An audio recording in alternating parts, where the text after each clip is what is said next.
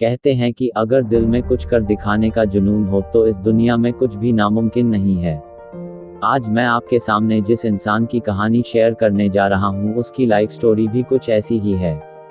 आपने Michael Jordan का नाम तो सुना ही होगा, अगर नहीं तो आज जान लीजिए कि जब कभी भी बास्केटबॉल का जिक्र होता है तो माइकल जॉर्डन का नाम सर्वप्रथम लिया जाता है।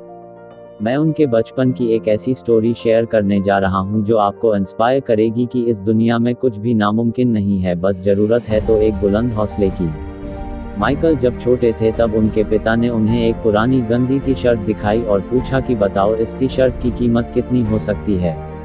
माइकल ने सोच विचार कर जवाब दिया कि यही कोई $1 के आसपास। उनके पिता ने माइकल को वो टी शर्ट दी और कहा कि तुमको ये टी शर्ट $2 में बेचनी है, तुम ये कैसे करते हो ये मुझे नहीं पता। माइकल ने हाँ कर दिया।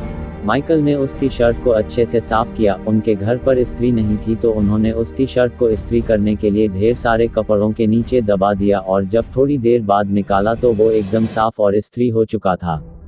माइकल उस टी शर्ट को लेकर रेलवे स्टेशन पर चले गए और वहां 5 घंटों की कड़ी मेहनत के बाद माइकल ने उस कपड़े को $2 में बेच दिया। दूसरे दिन माइकल के पिता ने माइकल को एक दूसरी टी शर्ट दी और कहा कि ये टी शर्ट तुम्हें $20 में बेचनी है। माइकल ने टी शर्ट तो ले ली लेकिन उन्हें समझ नहीं आ रहा था कि वो उस टी शर्ट को कैसे बेचेंगे। फिर उनके दिमाग में एक आइडिया आया और उन्होंने टी शर्ट को एकदम क्लीन करके उस पर एक मिकी माउस का स्टिकर लगा दिया और एक स्कूल के सामने जाकर वो टी शर्ट लेकर खड़े हो गए जहां पर केवल अमीर घर के बच्चे ही पढ़ने के लिए आते थे।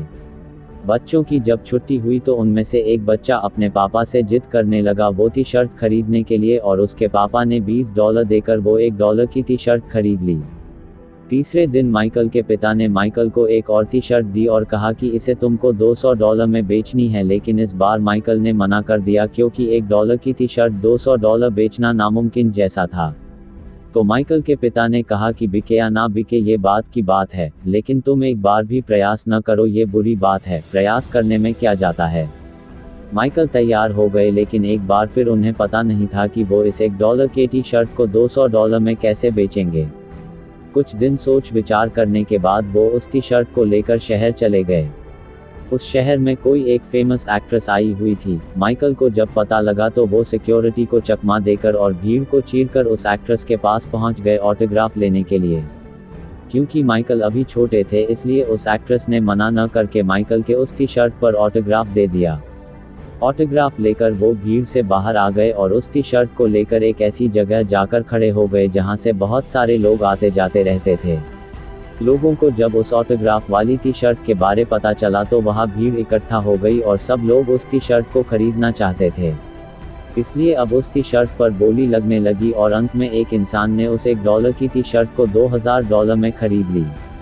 माइकल बहुत खुश थे और जब ये पूरी घटना उन्होंने अपने पिता को बताई तो वो भावुक होकर रोने लगे और माइकल को गले से लगाकर बोले कि बेटा एक दिन तू अपनी जिंदगी में बहुत बड़ा मुकाम हासिल करेगा, तेरे लिए इस दुनिया में कुछ भी करना मुश्किल नहीं है, तू कुछ भी कर सकता है। और शायद ये माइकल के पिता का आशीर्वाद ही था जो उन्हें आज बास्केटबॉल का भगवान बना दिया।